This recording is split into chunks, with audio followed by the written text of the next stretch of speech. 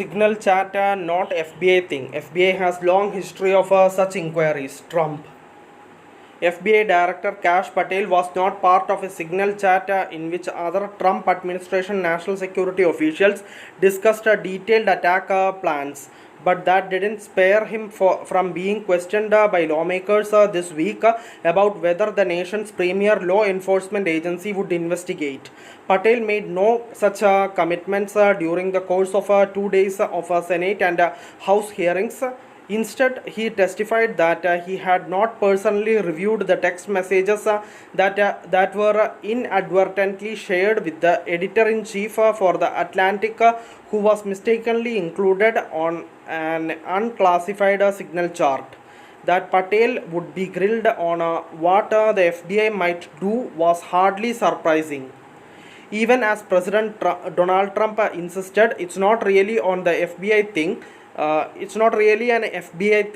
The reality is that the FBI and Justice Department for decades have been responsible for enforcing Espionage Act statutes governing the mishandling, whether intentional or negligent, of national defense information like the kind shared on Signal, a publicly available app that provides encrypted communications but is not approved for classified information. The Justice Department has a broad discretion to open an investigation,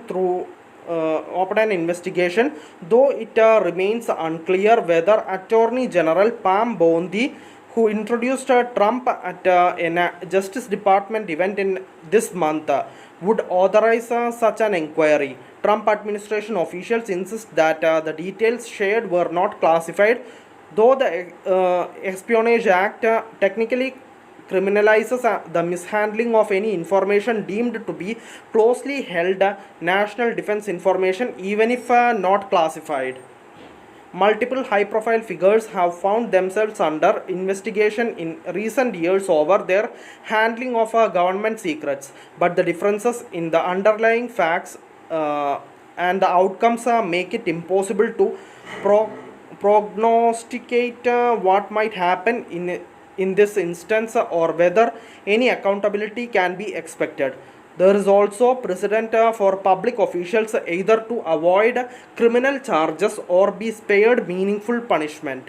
In terms of prior investigations, there were set out standards that the department always looked at and tried to follow when making determinations about which types of disclosures they were going to pursue, said former Justice Department prosecutor Michael Swayback, who has handled classified information investigations.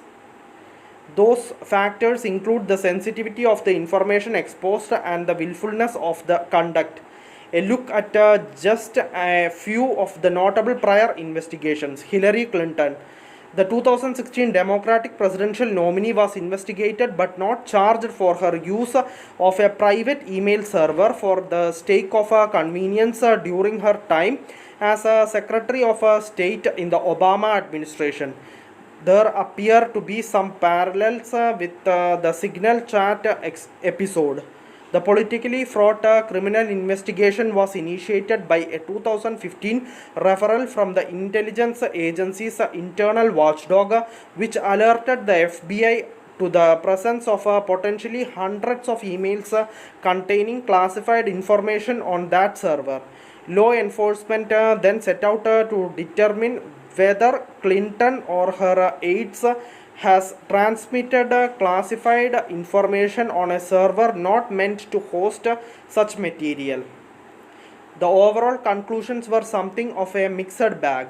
The then FBI Director James Comey, in a highly unusual public statement, asserted that the Bureau had found evidence that Clinton was extremely careless in her handling of classified information but recommended against charges because he said officials could not prove that she intended to break the law or knew that the information she and her aides were communicating about was classified.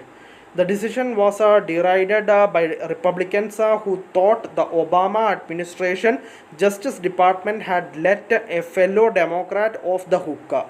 Among these critical were some of the very same participants in the Signal chat as well as Bondi, who, as Florida's Attorney General, spoke at the 2016 Republican National Convention and mimicked the audience chant of lock her up. David Petros. Among the biggest names to actually get charged is David Petros, the former CIA director sentenced in 2015 to 2 years of probation for disclosing classified information to a biographer with whom he was having an extramarital affair. That material consisted of 8 binders of classified information that Petros improperly kept in his house from his time as the top military commander in Afghanistan. Among the secret details in the black books were the names of covert operatives, the coalition war strategy, and notes about Petros' discussion with President Barack Obama and the National Security Council, prosecutors have said. Petros, a retired 4-star army general who led US forces in Iraq and Afghanistan, wound up pleading guilty to a single misdemeanor count of unauthorized retention and removal of classified material as part of a deal with the Justice Department prosecutors. Some national security experts said it smacked of a double standard for a lenient outcome. Comey himself would later complain about the resolution, writing in a 2018 book that he argued to the Justice Department that Petros should have also been charged with a felony for lying to the FBI. A poor person, an unknown person, say a young black Baptist minister from Richmond would be charged with a felony and sent to jail, he said. Jeffrey Sterling. A former CIA officer, Sterling was convicted of leaking to a reporter details of a secret mission to thwart Iran's nuclear ambitions by slipping flawed nuclear blueprints to the Iranians through a Russian intermediary. He was sentenced in 2015 to 3.5 years in prison, a punishment whistleblower advocates and other supporters decried as impossible to square with Petros' misdemeanor guilty plea just a month earlier. The details of the operation disclosed by Sterling were published by journalist James Risen in his 2006 book State of War. Sterling was charged in 2010, but the trial was delayed for years, in part because of a legal wrangling about whether Risen could be forced to testify. Ultimately, prosecutors chose not to call Risen as a witness, despite winning legal battles allowing them to do so.